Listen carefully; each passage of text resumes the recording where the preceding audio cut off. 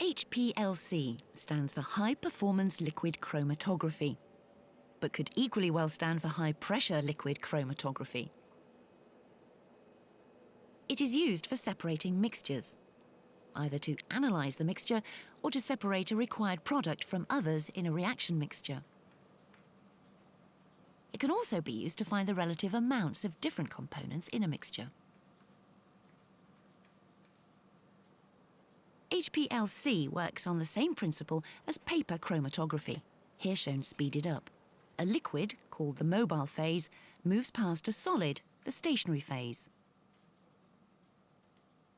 In paper chromatography, this stationary phase consists of water molecules bound to the cellulose in the paper. The mobile phase carries different components of a mixture, called the sample, along with it at different rates. How fast each one moves depends on its relative affinity for the mobile and the stationary phases. For example, if the mobile phase is more polar than the stationary phase, the more polar components of a mixture will tend to move more quickly than the less polar ones. In HPLC, the stationary phase is a solid packed into a column, like one of these.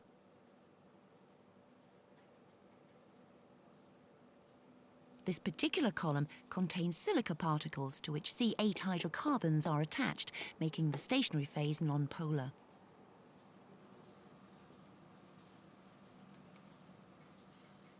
In paper chromatography, the solvent moves along the paper by capillary action. In HPLC, the liquid is forced through the column by high-pressure pumps. The whole apparatus looks like this. These bottles contain solvents. Two solvents can be mixed in any proportions to give a mixture, the liquid phase, of suitable polarity for the separation that is being done. In this case, one solvent is water, very polar, and the other ethane nitrile, less polar.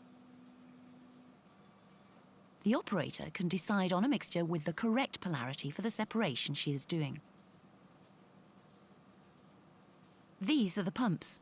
They produce a pressure of 15,000 kilopascals, 150 times that of the atmosphere, hence the name high-pressure liquid chromatography. If a single sample is to be run, it is injected into the solvent stream here, in the injection port, via a hypodermic syringe.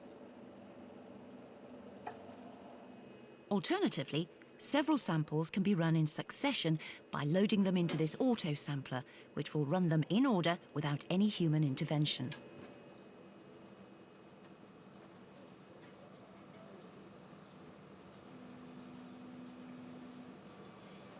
The pumps force the mixed solvents through the column.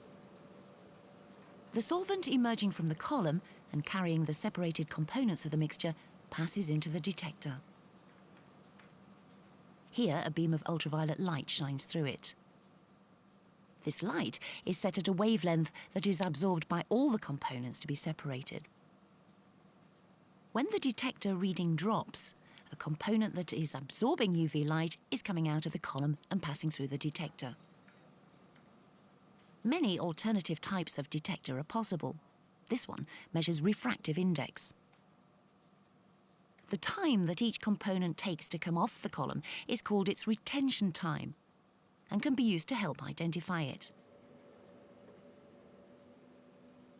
Here, the HPLC instrument is being used to separate a mixture of two steroids used in a pharmaceutical preparation. The column chosen is packed with a non-polar solid.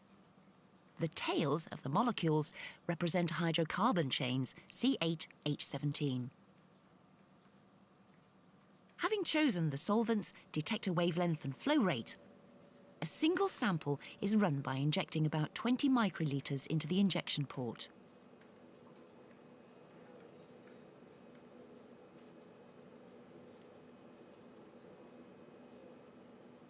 The more polar component comes off the column first, followed by the less polar. The peak at retention time, 1.5 minutes, represents other ingredients used in formulating the product. This is the pharmaceutical product, and behind it, its chromatogram.